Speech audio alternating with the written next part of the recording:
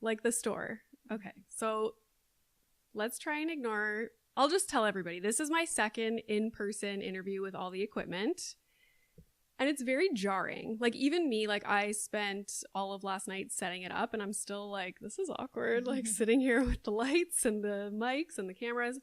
But anyways, we're going to do this, okay? All right. When I was making the outline for you to come on the podcast, I was like, oh, I don't even know if she has kids, but I know that you specialize in a lot of issues that couples have after having a baby. So I kind of assumed that you did have kids. So maybe we'll start there with how many kids you have and what your own transition into motherhood was like. Mm-hmm. So I have 2 kids. One is a 4-year-old. My son, he's going to turn 5 in September. And then I have my 2-year-old daughter. So as I was mentioning earlier, I'm in the storm of tantrums and my son being my son and just not listening these days. So that's lots of joys of motherhood that are happening these days. So I've got those 2 kids, and my journey into motherhood was interesting because my first one was born pre-pandemic, and I've been around lots of babies in my family, so I felt pretty comfortable with the idea of having a baby around me, you know, feeding them, changing their diapers, giving them baths. All of that didn't make me nervous. Like the physical care of a child. I was like, I got this. I know what I'm doing. I've done it so many times. But then the other stuff that came with it, like, for example, breastfeeding, obviously that's an experience I never had. And it was so incredibly challenging. I just kept thinking, how is something so natural this freaking difficult? And I just could not figure it out for the life of me.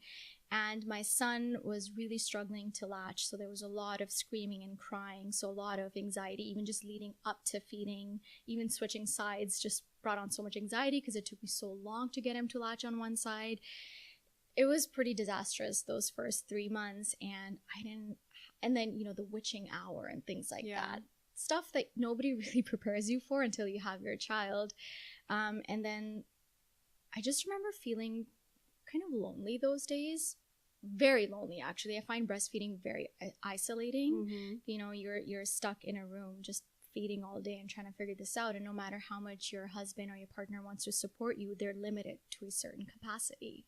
And then feeding all night long.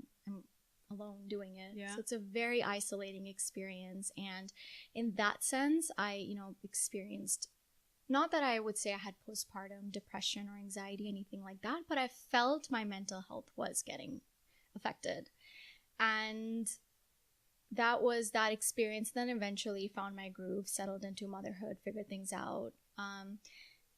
But I do remember wondering, like, why did nobody prepare me for any of this? Because I went to the labor classes, I went to lactation consultants, I met doctors. You know, I did everything I was supposed to do. Like the type A over prepare. Yeah, that was me too. Did all that. Nobody once talked to me, hey, you might feel lonely some days, you might feel isolated, and these are the resources you can reach out to. You know, the mental health kind of stuff. Yeah. And the relationship stuff, how having a baby can take a toll on your relationship. Nobody talks about that. That's like hush hush, like it doesn't even happen. So that sort of sat in the back of my head. And then I had my daughter at the very start of the pandemic, in April. So very, very start of the pandemic. And the challenges of having a baby in the pandemic, any parent who's given birth in the pandemic, it's tough. I mean, if I thought I was feeling isolated the first time around, the level of isolation here was a lot more. I didn't have family visiting me the way that I had with my first one. Even with my husband's family who lived close by, you know, we were so anxious with a newborn baby. We were so afraid of, like, wait, can anyone come over? Can anyone touch? How much distance? It was so anxiety provoking. We were pretty isolated. And actually at that time, you couldn't even see families. Yeah. So that wasn't even an option. So that was very isolating. And then breastfeeding was a whole different level of a challenge with my daughter because she refused to breastfeed and she would refuse the bottle. What do you do with a baby who's not going to breastfeed? What did you do? I cried. Cried a lot. A lot. That's all I could do because, I mean, my back broke, like trying to just get, and I'm losing my supply because she's not feeding. pumping was really not helping either because I needed to make sure she was feeding off of me. What was I going to do with the pump milk? She's not going to take the bottle. She refused the bottle. And she dropped to like the 3rd percentile, I think, by the 3rd month. And I couldn't start solids till the 4th month. That's what, and then the anxiety of COVID and the anxiety of not being able, just literally watching my child every appointment, she's just not growing. She's not growing. That really took a toll on me mentally. It impacted my marriage with my husband. And then I had my toddler. I had my son at that time who was 2 years old. Which is such a hard age. And it was now so. And then you're isolated. You've got no one really helping you. No one is able to help you. You don't know what COVID is, what it can do, how it can impact a newborn, breastfeeding. There's just no research out there at that time. So it really, really did, impact me pretty strongly for a good year. And I feel my marriage really suffered too in that year. And that's when I was like, what is this? Like, why am I feeling this way? Why did nobody prepare me for this? Why did nobody talk to me about these struggles? Why do I not know who to turn to and who to talk to about these things? That's where I became passionate about the idea that this isn't right. Like, we bring babies into this world, and we're given no resources or tools to manage our own mental health and our relationships' health. And meanwhile, we're supposed to raise a baby in this relationship, talking about, not single parents, but parents were doing it together. And so that's where my desire was born, to help couples, either committed couples who are either thinking of having a baby, who are already expecting, or who've already had their baby, to really help support their relationship and help them ride that wave of that first year, especially postpartum, because that's where a lot of relationships break apart. Even to just know what to expect.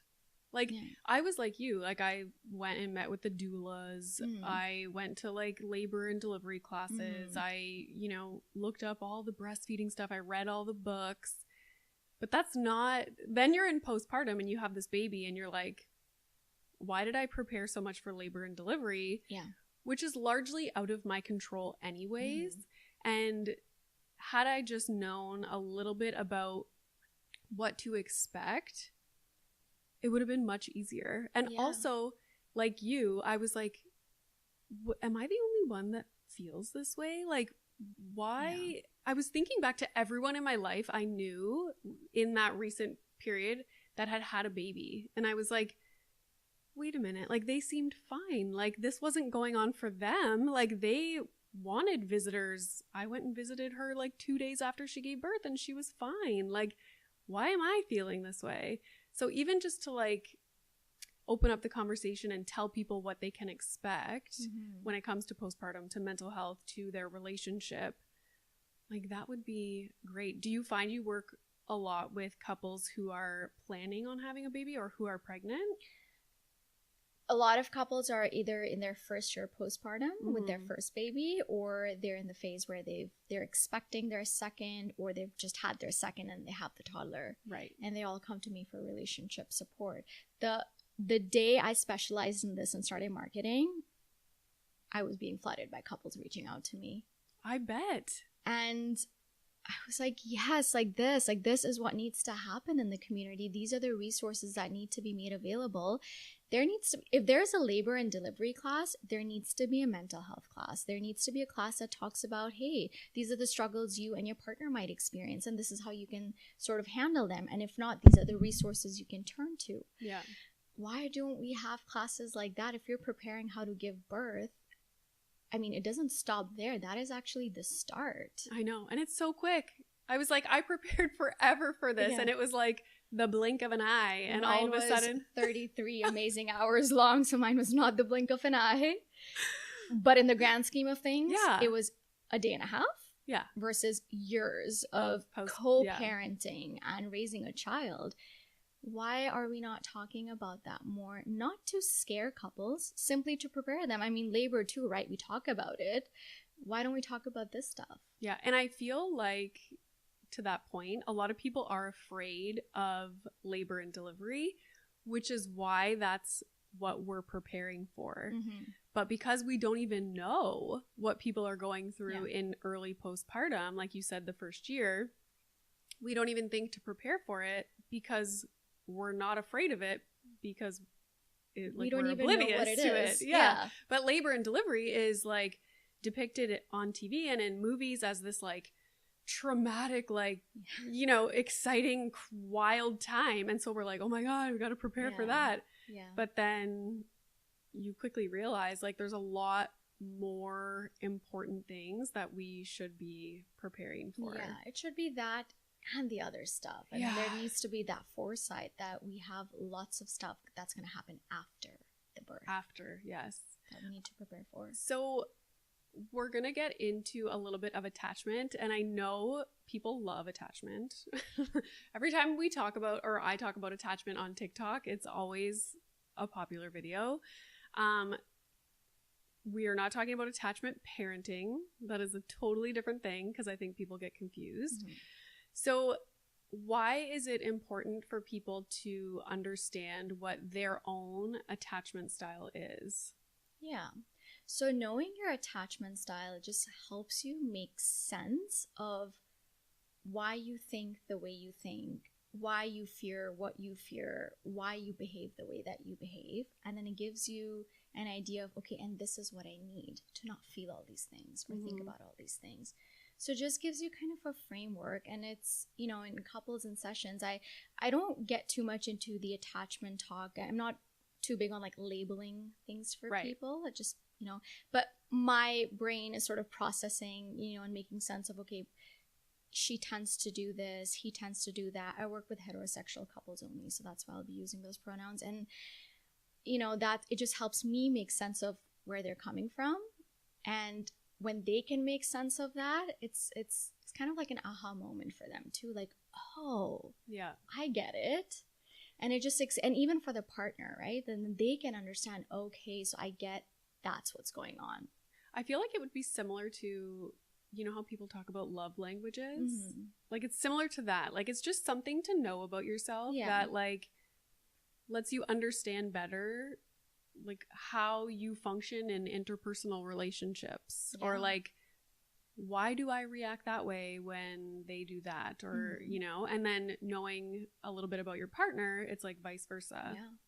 So the three, do you usually deal with disorganized? Because okay, so people that are listening, there's secure attachment, anxious attachment, avoidant, and then there's a fourth category that I don't like.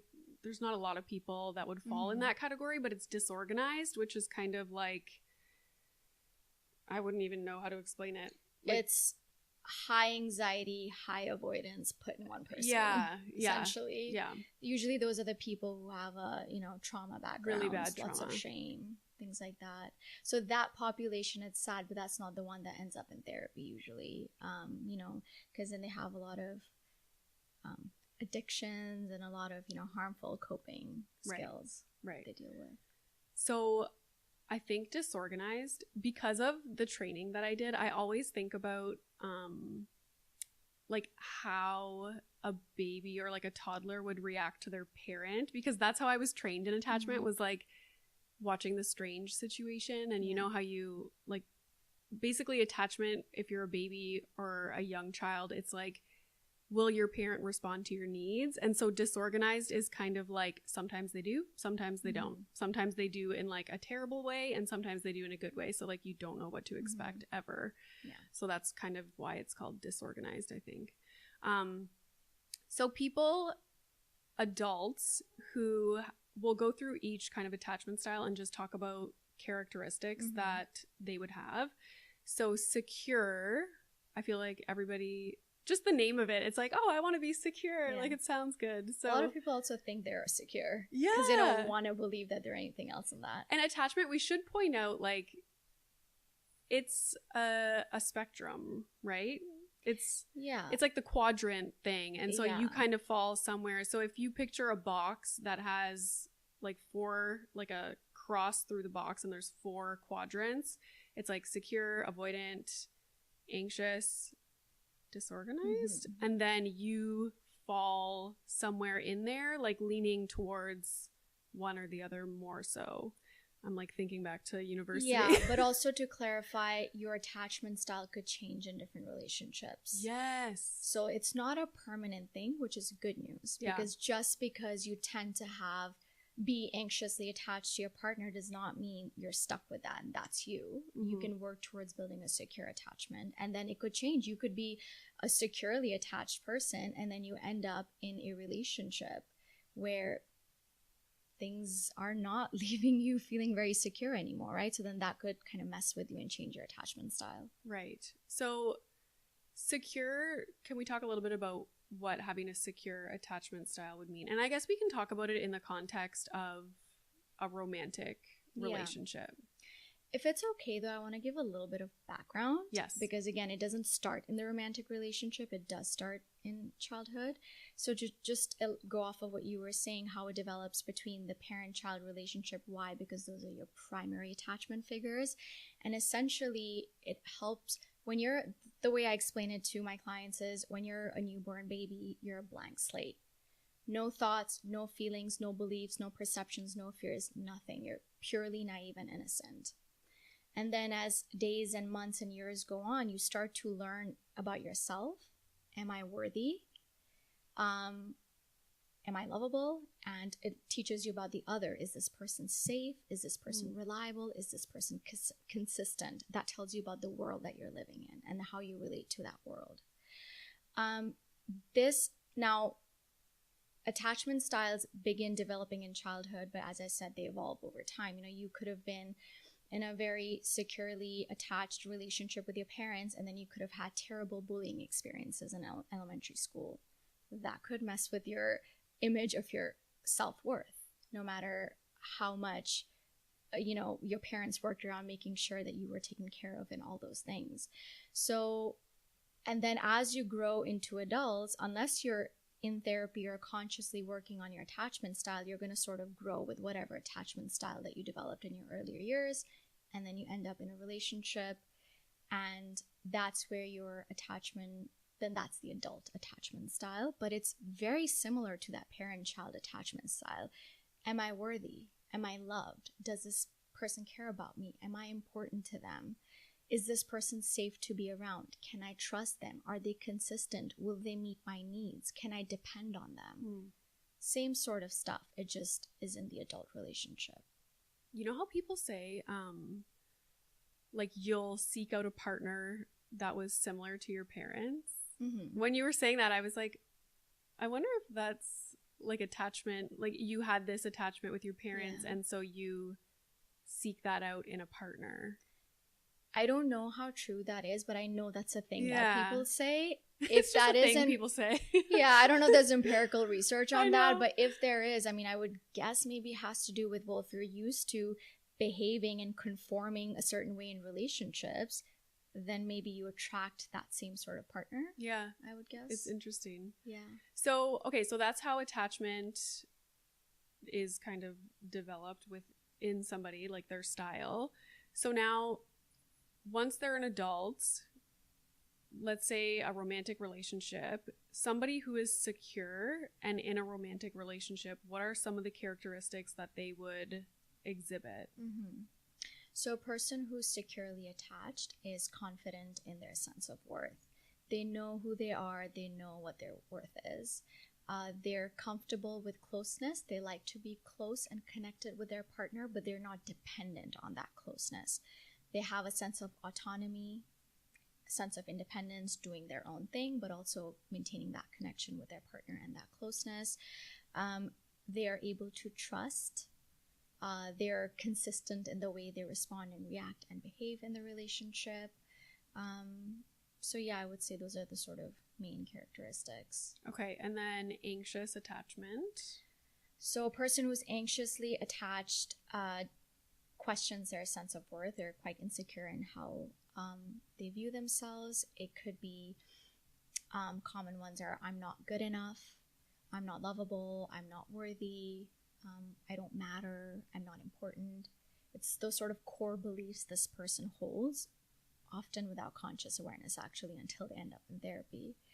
And then So lots of fear-based behaviors, because they fear rejection or abandonment because they're not sure of their worth. Yeah. So then fear-based behaviors. So lots of could be people-pleasing, walking around on eggshells to make sure they don't tick the other person off, wanting closeness but also being afraid of closeness because they can't trust it, and being hyper-aware, hyper-vigilant in the relationship. So then coming across as more sensitive, so to speak, to things that are happening in the environment or in the relationship.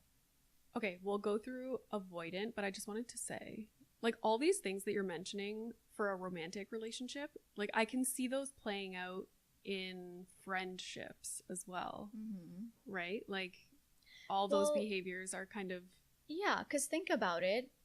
If you are secure in your worth, you're going to carry yourself in life and relationships like you're a confident person. You know who you are. You know what your worth is.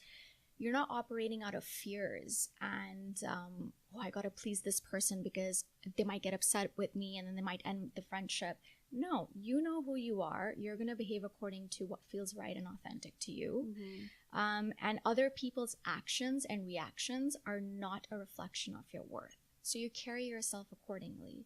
But when you have an insecure sense of worth, anxious, avoidant, or the disorganized style, you're very much other people's actions and reactions, especially the anxious attachment style, they, in your mind, reflect your worth. So if they're mad at me, it could have nothing to do with maybe it was a bad day at work, they're stressed out, something happened. Nope, it's because I did something. Yeah. They're mad at me. So it's a lot of personalizing behaviors too. So that could show up in friendships too. If a friend cancels on you, for example, somebody who's secure could think, okay, like maybe something came up, but they would also sort of model healthy boundaries too and let the friend know, hey, next time if something happens, please give me a heads up, but not without getting upset and things like that. Whereas an anxious person would start to personalize it. Oh my God, they canceled on me. And then they'll be in their head for hours wondering all the reasons. What did I do? What did I say? Rereading text messages. Those are anxious tendencies then. Is it an anxious characteristic to, when maybe it's social anxiety? I don't know. I'll ask you. So let's say you go to a social event, and I know lots of people in my life that I know, they'll go to a social event and then that night when they go home, they're like ruminating about like every interaction that they had. Like, did this person take that joke that I made the wrong way? Like, would that be something that an anxiously attached person would tend to do? Yeah, because you're not sure about who you are. Yeah. So you're always questioning yourself, and you're always wanting to make sure the other person is happy with you, because if they're happy, then you're worthy. If they're happy, you're good enough. But if they're not, then you're not good enough. You're not lovable. You're not worthy. Okay, so let's talk a little bit about avoidant. So and that must be difficult we'll get into that, but like, to be in a relationship with someone that's avoidant, because what kind of characteristics would they exhibit? Yeah.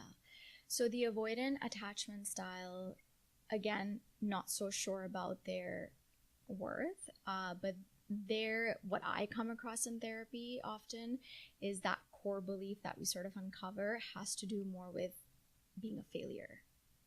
So I'm a failure. I'm not capable. I'm wrong, or I fear failure. So a lot of their fears are related to failing somehow in life, relationship, whatever it is.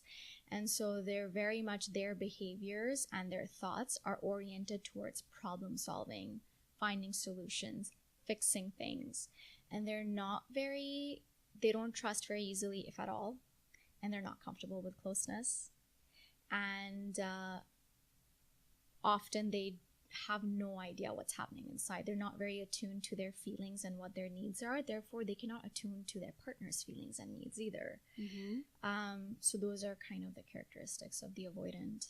I'm thinking back to training that I had, and avoidant, correct me if I'm wrong, avoidant is like, one characteristic would be because they grew up and were maybe not responded to, or like needs were not being met, they are not capable or don't want to have to depend on somebody else. So they don't like reach out to people, or like they just kind of stay self-reliance, right? Yes. Gotta take care of myself. Yeah. Or if your feelings were often dismissed or denied. And if you notice, well, I don't know if you notice, but I notice a lot of the men that I work with in therapy display the avoidant attachment style. Of course, yeah. Women display the anxious attachment style. And is it a coincidence that boys are raised to not cry, to not have feelings, to have their feelings be belittled or dismissed, or it's like a, you know, it's a condescending thing if a little boy has feelings. And girls, different. Like, and the girls are also raised to look after other people's needs and be nurture, a people pleaser, conform. So is it then that surprising that it's the women that display the anxious attachment style and the men who display the avoidant attachment style? And actually that's the pairing that I work most commonly with, is you've got the anxious wife or the female partner, and then the avoidant husband. Or it's not that I don't come across the other partnership, but this is the most common one. Mm-hmm. Yeah, I can see that for sure. Okay, so yeah, that was going to be one of my questions, was like, there's got to be attachment styles that tend to be kind of gender based and like attracted to each other, like that end up together. Yeah. Okay. So let's talk about 10 reasons that people struggle post-baby. So you had this incredible post on Instagram. What's your Instagram handle? It's the couples coach, right? The couch. Couples couch. Yes. I always say coach in my head. Okay. So the couples.couch, which is so clever. Thank you. So ZARA had this post that was like the 10 reasons couples struggle post-baby. So I wanted us to kind of just go over each one, chat about it, and you can tell me, like, or everybody who's listening, what your advice is for that specific topic. So the first one, and I kind of thought about these as well. So the first one was adjusting to a new normal. And I always talk about this because I feel like this one, some people are going to be much more affected by this than others, depending on what their life was before having a child, right? Because I always say, like, and maybe I'm wrong, but I feel like having children later in life, which is becoming more common nowadays, like I had Milo when I was 34. I had already lived like 10 years of being independent, single, on my own, living downtown in a condo. So to then, you know, be married and have a baby, that was like a huge transition. So adjusting to a new normal, while it's applicable to everybody, I feel like some people's adjustment would be much more like drastic than others. So what are some things that you see in couples that where they have a difficult time adjusting? Oh my gosh, where do I begin? It's like everything from start to finish. From the moment that baby comes out, it's like the adjustment begins. But it's the lack of, I think, probably just like even like mental preparation, because, you know, you've got the crib, you've got the nursery, you've got the hospital bag, you've got all that laid out, the physical stuff. How mentally and emotionally prepared is your relationship to take on bringing a baby home? And talking about attachment styles, whatever attachment styles you have, anxious, avoidant, all those tendencies will become exacerbated, right? Because now you've got triggers. It's like little landmines are everywhere now, right? So that stuff gets really, really exacerbated, which again helps couples to understand their behaviors and make sense of them. Why suddenly what seemed manageable in their relationship before became so exacerbated when they brought their baby home. Yeah. So just that mental preparation, and something I would say as like a quick tip is, if you haven't had a baby yet, you've got one on the way, start opening up the conversation about what does your day look like right now? You know, who wakes up for work, who does the breakfast, who does this, who does that, if you've got another one, who drops them off to school, things like that. Okay, so you've got all your logistics down. Now what's going to happen when the baby arrives? Now who's going to do pickups and drop-offs? Now who's going to do the sleeping and the waking up? Now who's going to do this time and that time, you know? Like, start talking about that. Start envisioning your life with the baby in it, because that baby's coming. Yeah. So you might as well start thinking about it and preparing, because conversations that would be easier to have before baby, they're going to be much more difficult after baby. You've got exhaustion, you've got sleep deprivation, you've got a cute baby, but one that could be screaming and crying a lot, right? So it's like, start having these conversations like right heightened. now. Like, emotions will be... Yeah, I mean, your patience is low, your tolerance is low, you're sleep deprived. There's a lot happening in that adjustment phase. So start preparing from before the baby arrives. And sometimes in couples, I could be wrong, but I have a feeling that couples might be afraid to go there, because it's, you know, pregnancy can be that happy, good phase sometimes, like a honeymoon phase. But no, talk about it. Start talking about it from before. Okay, I talk a lot about expectations. So number 2 was unmanaged expectations. So you kind of touched on that, like who is going to do what. Yeah. But if you don't talk about it, I'm sure each person is like building up these expectations in their head, and then the baby comes and reality hits. And it makes it that much worse because now you had built up all these expectations that are not being met. Yeah. So talk about from before, and if it doesn't happen before, that's okay. You can do it after too. Find good times to talk. Don't do it in the middle of the day when you guys are scrambling around or fighting in the kitchen. Like, you know, carve out time for these type of important, meaningful conversations. You know, what do you expect of me as a co-parent? What do you expect of me as a mother/father? How do you expect we will divide our roles and responsibilities? Who will do the cooking? Who will do the cleaning? Because one of you could have the expectation, oh, we're just going to carry on. But one of you might have had a different expectation. No, things are going to change. Now you're going to do the cooking and cleaning because now I'm watching the baby. And then you're mad because your partner's still carrying on and not cooking and cleaning, and the dishes are piling up, or there's no food on the table. Now you're getting mad because you thought they were going to do it. Mm-hmm. But did you ever talk about it? Yeah. They can't read your mind. You gotta step out of assumptions. No one's a mind reader unless you've got some special powers. Most people cannot read minds. Cannot be mad at your partner for not meeting your expectations if you never communicated it to them in the first place. So talk about these things from before. If not from before, do it after. Talk about them. This is so funny because sometimes your expectation and what you want to happen might sound odd. Like in quarantine, I was home with Milo. My husband's a physician, so he was working his regular job. And I remember on Saturday morning, I would get so irritated because he would start making pancakes and like this big breakfast and like go and do the laundry. And I'm sitting there now watching Milo like I've been doing all week. Mm-hmm. And so we had to have this conversation where I was like, on Saturday mornings, can you not make pancakes? Like, can you not make a big breakfast? Like Milo can have toast. Like he doesn't need a big breakfast. Don't do laundry.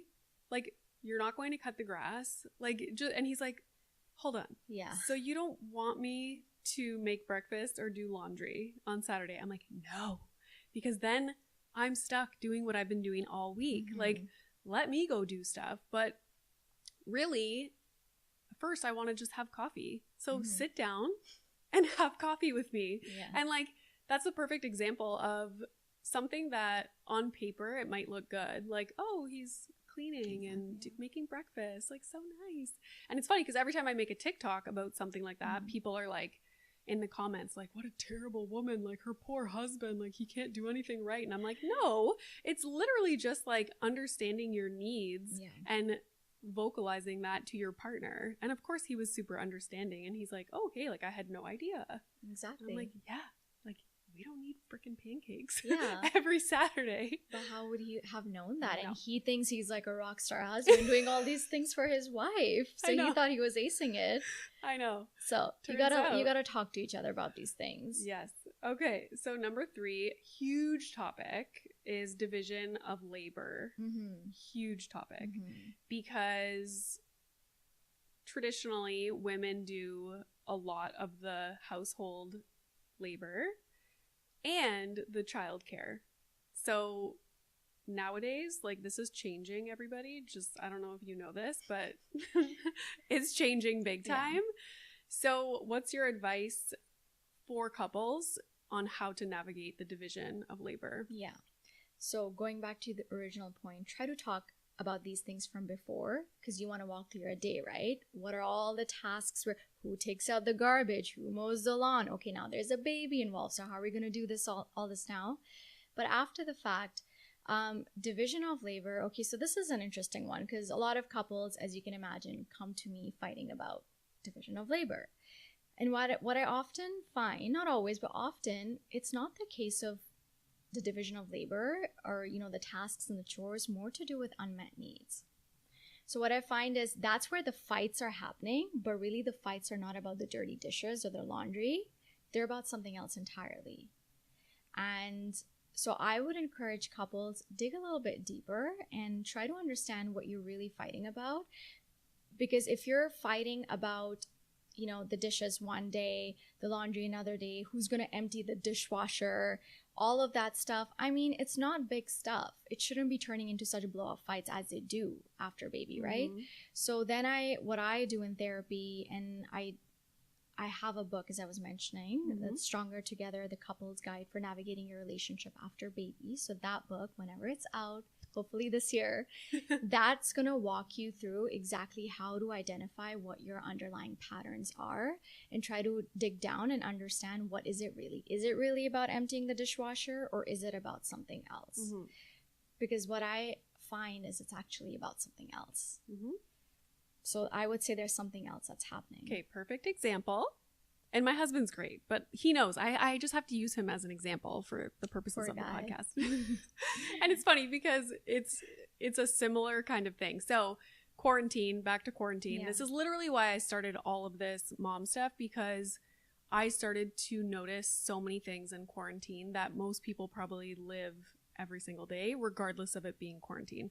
So I would wait for him all day to come home from work. I would be like excited for him mm-hmm. to get home.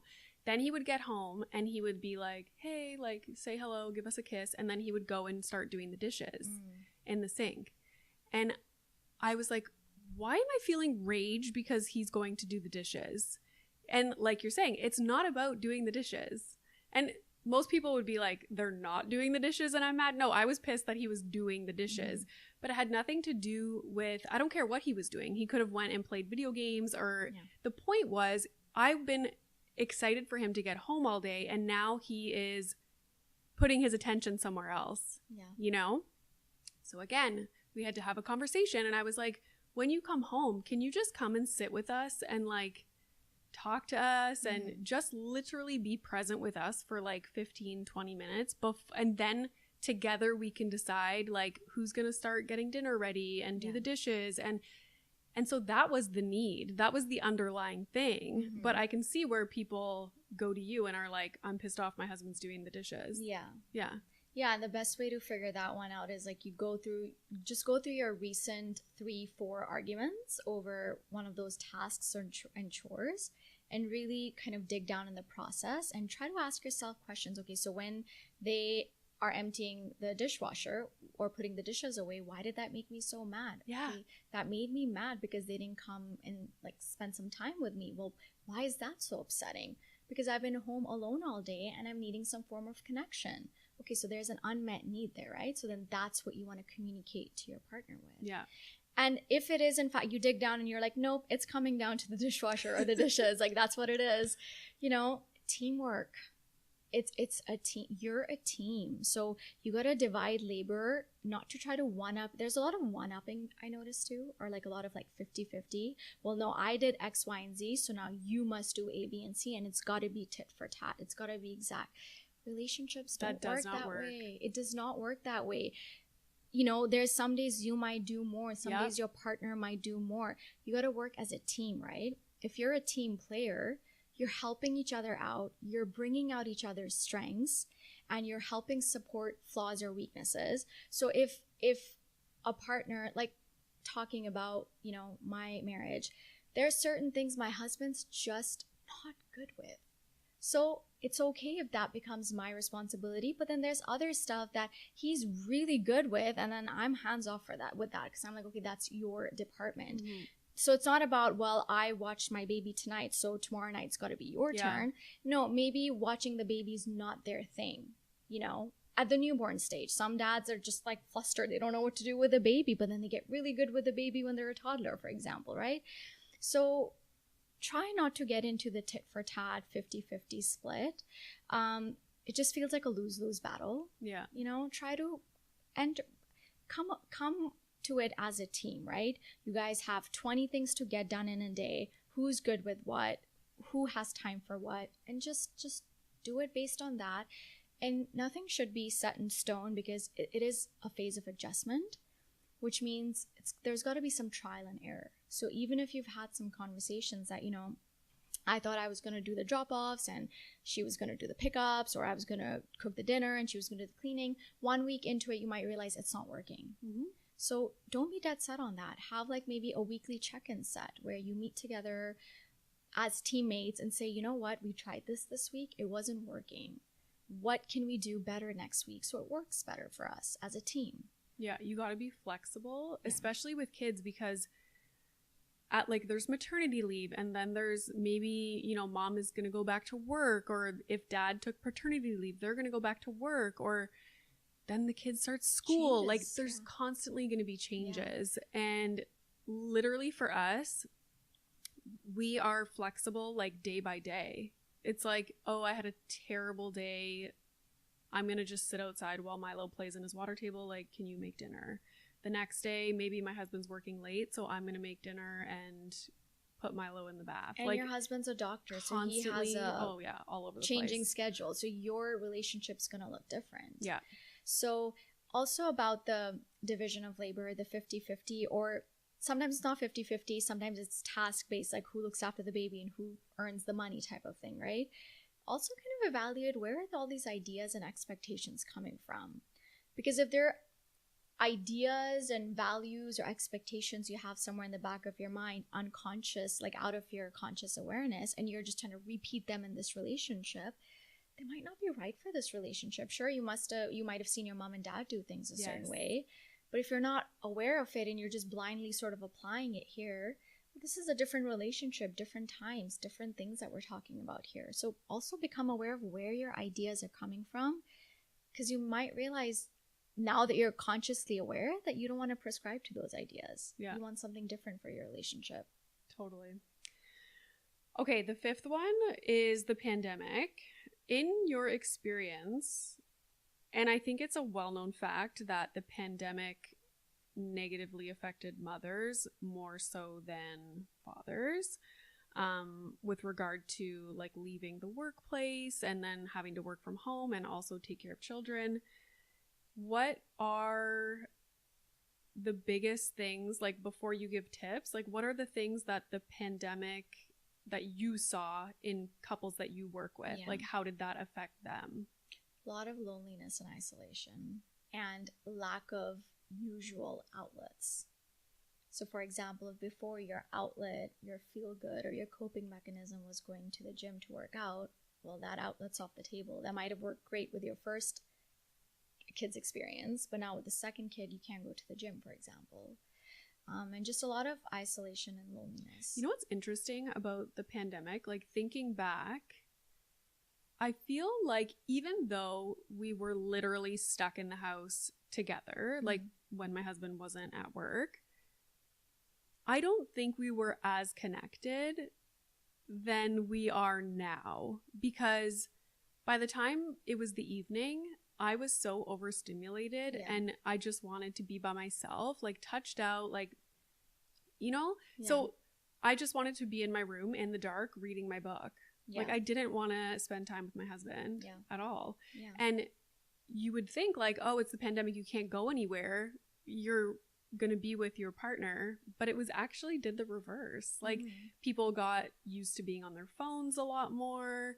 And I'm sure, even though we were stuck in the house together, a lot of couples felt more disconnected during that time. Yeah, because it's overstressed. So much, and there's so much more work and responsibilities than even before.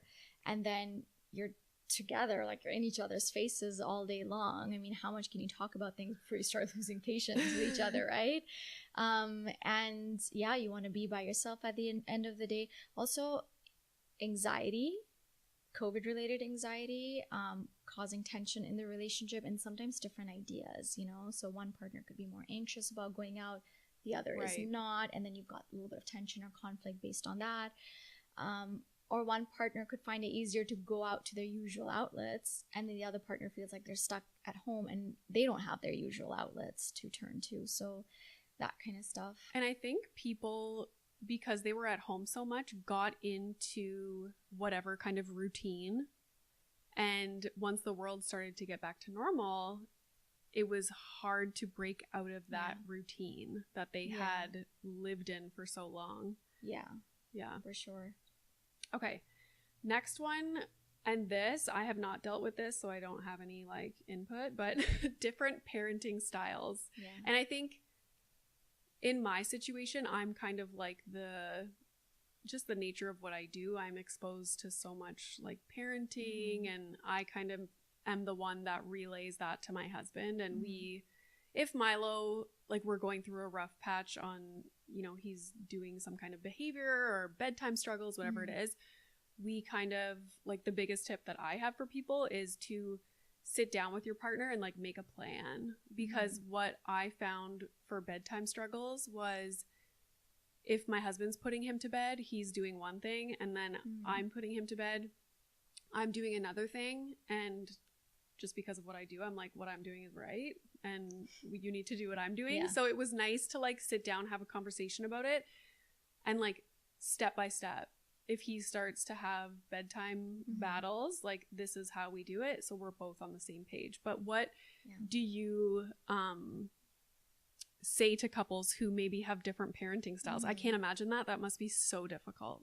It's pretty common too. Yeah, I bet. And it begins from the moment the baby's born. I mean, you could have different ideas. We'll just feed the bottle or formula, and the other could be like, no, I'm only going to breastfeed. And there's already your first difference.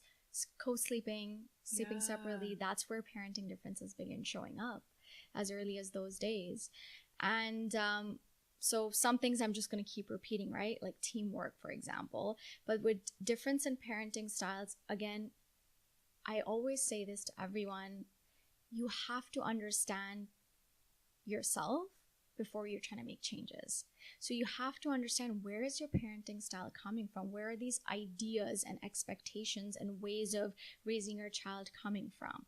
First, understand that. Make whatever is out of your conscious awareness more conscious, right? So your conversations can be more conducive, because now you're just not like attacking each other back and forth, but having more meaningful conversations. Well, you know, this is the way I saw things happen with my parents and I actually didn't like it, so I'm going to do it differently here. And it triggers me when I see you do it that way, because it transports me back to my stuff from childhood.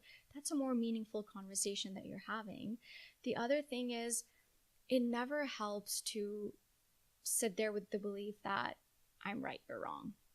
But that is the belief couples get stuck with. Nope, my way is the right way, your way is the wrong way. The second you do that, your partner's going to hear that and go, nope, my way is right. Like, why do I also get to have a say? Or my way is also right, right? So now you've got two people who are now on opposite ends of the rope playing tug of war with each other, when you could actually meet in the middle by respecting that your partner is a person who also brings things to the table. They are a voice. They are worthy of respect, and hearing them out and listening to what they have to offer. When you open up that door, that already bridges the gap between the two of you, right? So yeah, I'm curious to know, like, how come you do this during bedtime? What does that do for you, And then they could have something, there's a nugget in there that you might go, oh, that actually makes a lot of sense. I'm the primary parent, as all mothers end up being. And I'm also more like, read up on conscious parenting and this and that. So and just being a therapist, I'm more attuned to, responding to needs and things like that. So I fall in that category, yet there is some like phenomenal things I learned from my husband that just came naturally to him. And it's when I opened up my eyes and ears to what he was saying, and then I would witness it and I would go, wow, like he was able to get the baby to sleep in that way. I was resisting that idea, but now that I'm seeing it, that actually makes sense to me. So, you're a team. You're a co-parenting partnership here now. So this is just as much your partner's baby as it is your baby. Give them the respect to hear them out before you go straight away to, nope, you're wrong, I'm right. Yeah. That's not going to help, actually. You got to be a little bit smart. If you want things to be your way, how are you going to get to that? By like dismissing, denying, attacking your partner, or by listening to them, hearing them out, and trying to find something that feels right to both of you. Have you ever heard of the term maternal gatekeeping? It's like similar to what you said, like the mother is constantly looking over and like wants everything done their way. It's not a good thing, because then your partner never gains confidence to do things on their own. Yeah. Let them figure some things out too. Yeah. It's fine if they make mistakes or if they get some things wrong. Going back to my original point where I was saying you want to support each other's strengths. Bring out each other's strengths and support the limitations and weaknesses, right? So if your partner's trying something, it's not working, let's not harp on them. Let's try to help them out with that. And maybe that's not their thing. So you just decide that's just going to be your thing and they'll do something else, and give them the respect that you would want to. Yeah. Okay. Conflicting values. This is probably similar to having different parenting styles. Yeah. Probably also something that is difficult to deal with in couples. Yeah. So this one too, it becomes difficult when couples are not aware of it. Because the second they become aware of it, the dynamic starts to shift. It's like, oh, now I get why us buying that house was such a big deal, because we had different values on financial stability and this and that. And then suddenly it becomes less about the house and, oh, okay, so this is your definition of financial stability. This is my definition, and we're sharing finances. So how can we balance this? So it just becomes more meaningful, conducive conversations when you bring the unconscious into the conscious. So it's literally like a lot of these things are, and every time people are like, what's your number one piece of advice for moms? I'm always like, sit down and like reflect and think about things. Like, don't just be reactive and defensive and like think. And literally almost everything that we've talked about, like one of the major tips or pieces of advice is think. Like, why is that important to me? Get to know yourself. Oh my God. Because as humans, we are literally living our lives not knowing ourselves. Yeah. And people go through the day just like robots reacting. My gosh, the entire never do we life. sit and think. Yeah. It's like running on autopilot, just living your life the way that your brain is wired without pausing and going, wait, why did I think that? Why did I react that way? Why do I behave in that way? Why am I scared of that? Mm-hmm. Know yourself. Get to know yourself. And people might hear that and be like, I don't even know how to do that. Well, this is why therapy is so great. And like counseling, and because it literally, it's like that's your homework. Yeah. It's like a third party that is asking you these questions and making you realize these things. Yeah. So, and that's why in my book I made a lot of like sections with tons of questions to use as reflection for yourself or to ask of each other, to guide these sort of meaningful conversations, not from a reactive way, but more from a responsive way. Yeah. Okay. Number 8, good old number 8, decline in intimacy. I mean, is there a surprise that happens? Like, such a good topic, and I feel like that itself could be an entire podcast episode. What is a common one? So common, and for so many reasons. Yeah. So how do you try and get couples back on track when it comes to that? Yeah. So one part of the conversation is the expectations piece. Like what are the expectations we have? Like what postpartum level are you on? What are the expectations you have? Are you comparing your sex life to what it was pre-baby to what it is now? Like or is it ideas from social media or movies? Like, let's first manage expectations here and get to reality, because in reality, couples are not having sex the way they make it seem after a baby. I mean, the woman's body is going through full-blown recovery, and there's so much happening, and you're breastfeeding and you're feeling gross and icky, so nobody's feeling that sexy those first few months after birth anyway. And for men, it's not like that. Their sex drive might be sort of the same because their body's not changing the way a woman's body has, or the hormone level. Although according to research, men too experience changes in their sexuality, just due to sleep deprivation, exhaustion, and all those things. It makes sense. But again, for women, especially, what I've come to find is when the emotional connection piece is not there, the physical intimacy piece is not going to be there. So in therapy, I really work on that, building that connection piece. Because when you start working on that emotional connection, the intimacy piece starts to fall in place with time. So that's a piece I really work on, and that goes back to your needs. Because oftentimes, like an example would be, let's say the mom does not feel supported. So she has built up resentment inside for not feeling supported. Partner reaches for physical affection. Rage. Get the hell off me. Like, don't want, like, I'm resentful towards you right now. Pissed off. Definitely don't feel like, even the touched out and all that piece is separate, but just relationally too. If you're not feeling it, if you're not feeling connected with your partner, you're not going to respond well to the hug or the well-gestured, whatever intimate act that they, well-meaning intimate act that they, had. It could just be playing with your hair or just giving you a hug, a kiss on the cheek. And so I would be working on that piece, like, wait, so what's happening that's how you're reacting to their touch? And that's kind of a common dynamic too, is like, I don't feel supported, I feel alone. And then the partner's like, I want physical affection. And then you're stuck in a vicious cycle, because then they don't feel like supporting you when you're pushing them away and not meeting their needs. Because then they're pissed off.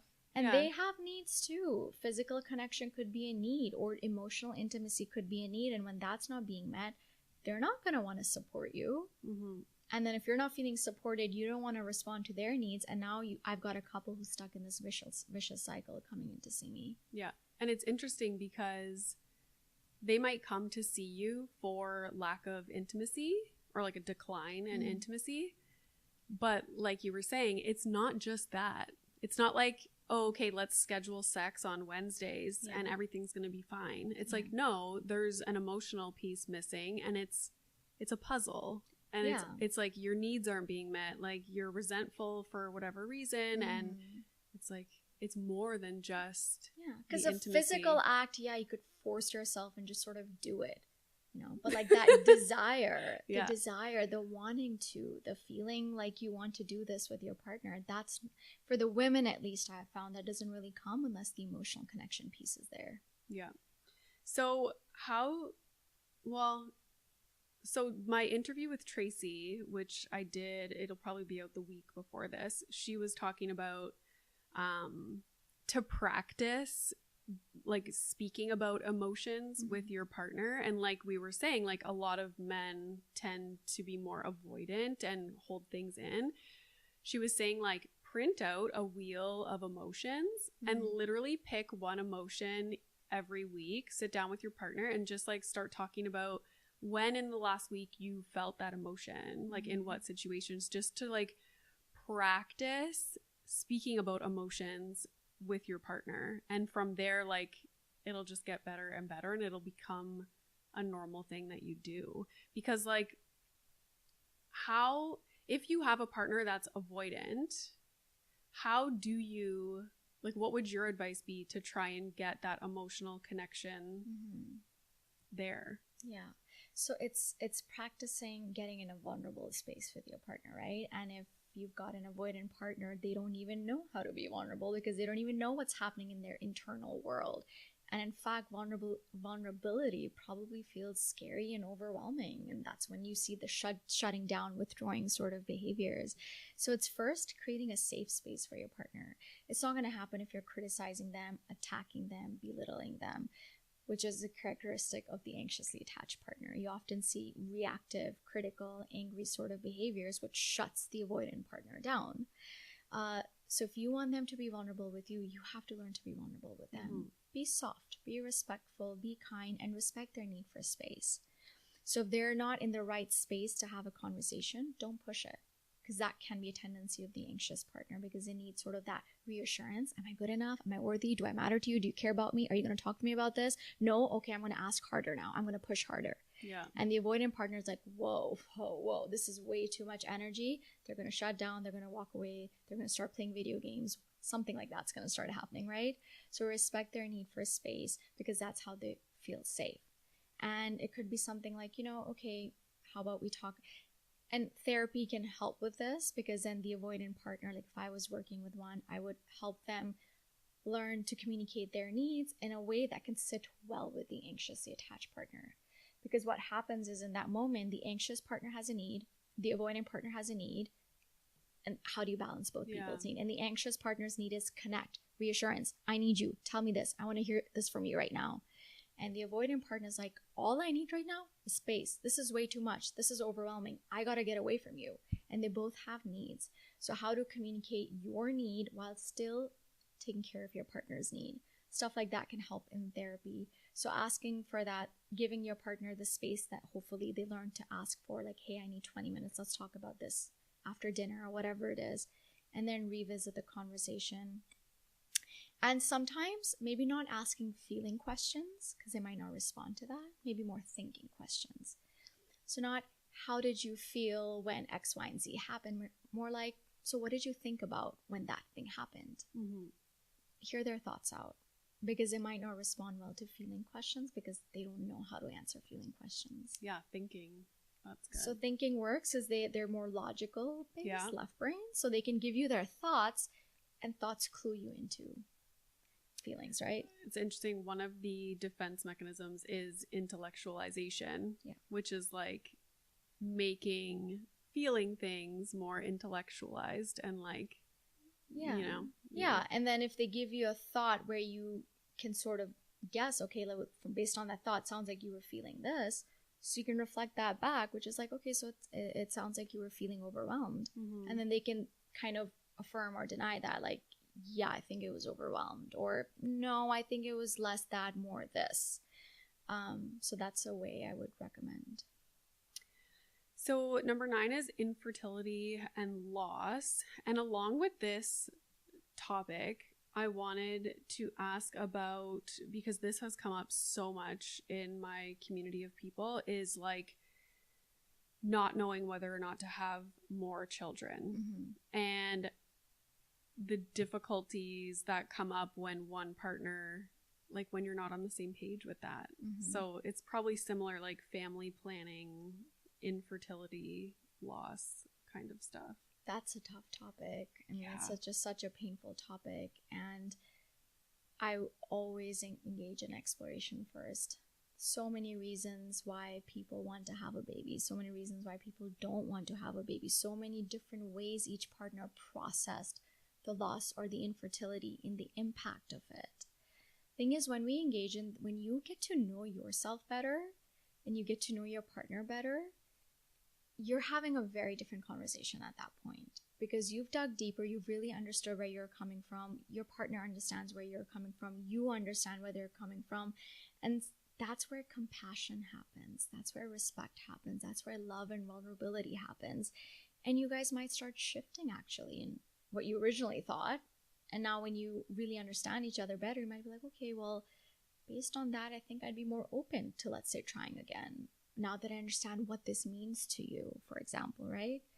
Or the other way around. So this one's a tough one. It depends couple to couple, where they are in their journey of infertility or loss or grief, what impact it took on each person, what their core beliefs are, what got triggered, what are the reasons or motivations or intentions behind trying again or not trying again. For example, if it gets uncovered that one partner is running away from the idea of trying again, let's say because of fear, fear of inadequacy, or fear I'm going to fail. Okay, now we can work on that fear, because it's less to do with trying again, it's more to do with the fear that you're experiencing. And if we can start to alleviate that fear, then the partner might open up to the idea. Yeah. So that sort of work. And I feel with regard to infertility or loss, and it's all like, it's funny, it's like all a circle, it's all connected. So if you have a woman who, and again, I'm talking heterosexual couples, if you have a woman who is able to verbalize their emotions, is very like open with how they're feeling and upset over whether it be like a miscarriage or infertility, and then you have a partner that's more avoidant and keeps things in, now you have a woman who feels like her partner almost like they don't care, like they're not as affected by it, and they're alone in their experience, and they're alone, and but really it's just they're not comfortable opening up about it. They could be know. They don't even know what they're feeling because they've never known how to attune to their feelings, and they could be offering solutions, problem solving, and the woman's like, this is not what I need from you, this is not a problem we're trying to solve. This is common, like men trying to just problem solve, which then women take it as like they're just trying to dismiss what I'm feeling and put a band-aid on it and solve a problem. But that's not what they're trying to do. Oh, so if you're listening to this podcast and if this sounds like you're sort of dynamic, you know, let your partner know what your need is. Hey, I'm coming to you with something. I've been feeling some big stuff about it. I want to share with you. Would you please be my soundboard? I don't think I want solutions. I don't want a quick fix. I just want somebody who can hear me out and understand the pain that I'm experiencing. Kind of sets it up for your partner. Okay, so I'm not offering. Now, if your partner is the avoidantly attached with sort of beliefs around failure, they're going to struggle with this one because they got to fix their partner's problem and solve it. Otherwise, somehow I'm failing. Yeah. So you got to, you know, like give them permission to not solve, to not fix. You know, I just need you to be here for me as like a shoulder to cry on. Yeah. And some things, lots of things that I call it complaining, but that I bring to the table like, oh, this sucks. I don't expect it to be fixed. I don't, like, there is no solution. That's just how it is, you know? And oftentimes on TikTok, if I'm complaining about, and I don't even like the word complaining because it makes it sound like it's, like I don't know, it's a yucky word. Yeah. But my husband's job, like, I will forever have to be the flexible one. Like, there's no way he's gonna like leave a surgery because he has to go pick up Milo at daycare. Right. I will end my podcast and go pick up Milo. Rationally, I understand why our family dynamic is that way, but it can still suck for me. Of course. And so oftentimes, like, if I'm explaining that or talking about that struggle, people are like, whoa, what do you want? Your husband not to work?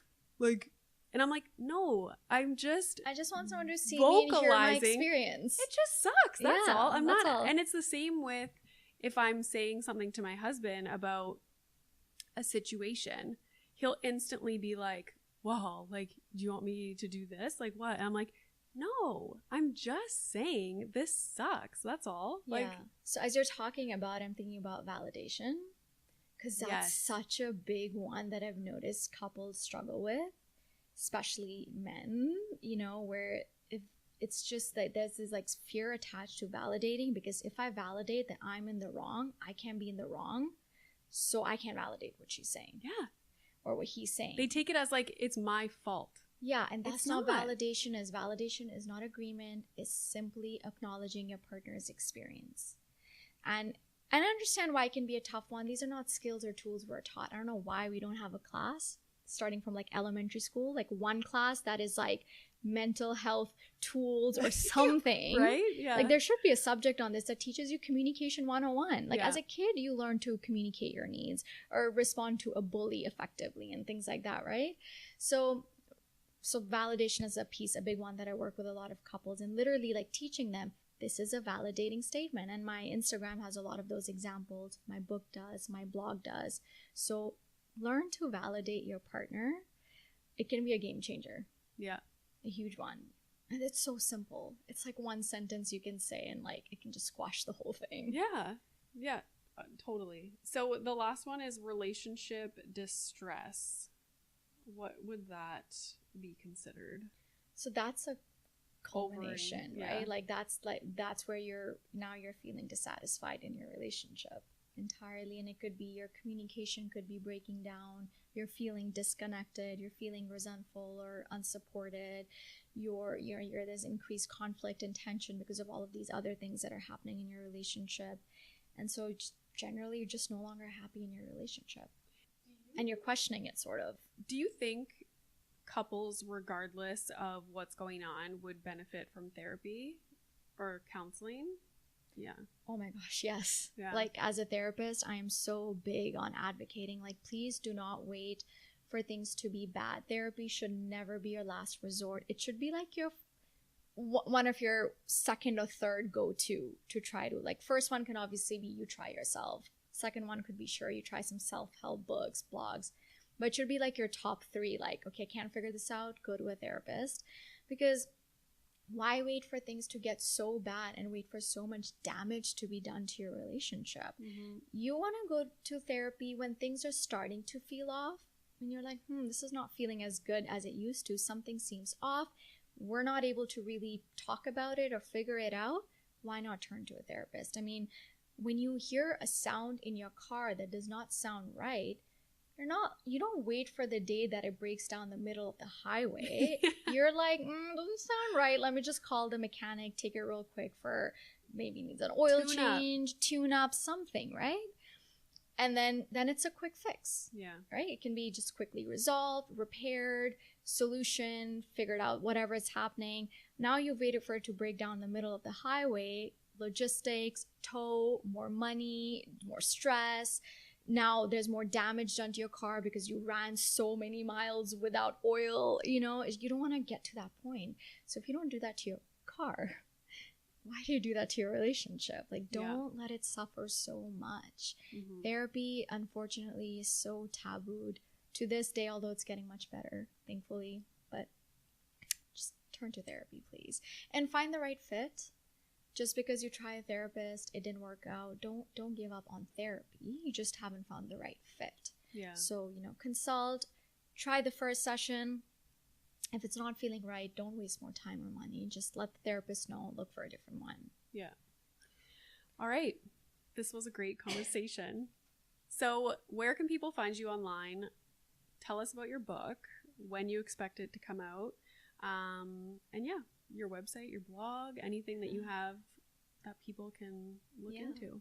So my website is myottawatherapist.com. I'm in Ottawa, Ontario. That's why the name. My Instagram is @thecouple'scouch, where I do a lot of like quick 1-minute reels for tips and guidance that your audience can turn to. Website has my blogs and a way to contact me if you're looking to find a therapist. And the book that I'm working on, which I'm so excited about, but to all the parents who are listening to me, I'm sure you can relate that I'm struggling to find the time with 2 little kids. It's fully done. It's called Stronger Together, a couple's guide to navigating your relationship after baby. It's written, it's ready to go, it's fully edited. I'm just proofreading it. And my God, the proofreading process, it's like I just can't seem to find the time to just do it. So I'm hoping to have it done within this month and hopefully have it be published this fall. Hard copies on Amazon will be available and ebook link will be available on my website. And then after this book is out, I plan on doing workshops for couples to manifest the idea that I have. Like, if we've got labor classes, we gotta have mental health and relationship classes too in the communities that are available. Yes. That would be amazing, because I think it's a lot more accessible than people going to do therapy. Mm-hmm. Like, oh, let's do this workshop. And it's not commitment, right? It's like a one-time thing. Yes. Are they going to be virtual? So I want to do all platforms. Yeah. So maybe I'll start off in person, see what the response is, and then for sure virtual, because if I can help couples outside of Ottawa, why not? And then it's like a 2-hour, let's say, workshop that could sort of cover the main meat of what you need to know to navigate your life better after baby. And if you're struggling, this is what you can do. That sort of a workshop is what I'm hoping to offer in the community. Hopefully gets a good response, and then I'll do it virtually as well. Yeah, that is so needed. I will share once your book comes out. I can't wait to read it. I will share. I will let everybody know. So yeah, good luck on that. And this was a great conversation. This was so fun. I know. I love just like talking shit about my husband. Well, thank you so much. Thank you. And I'm on a roll.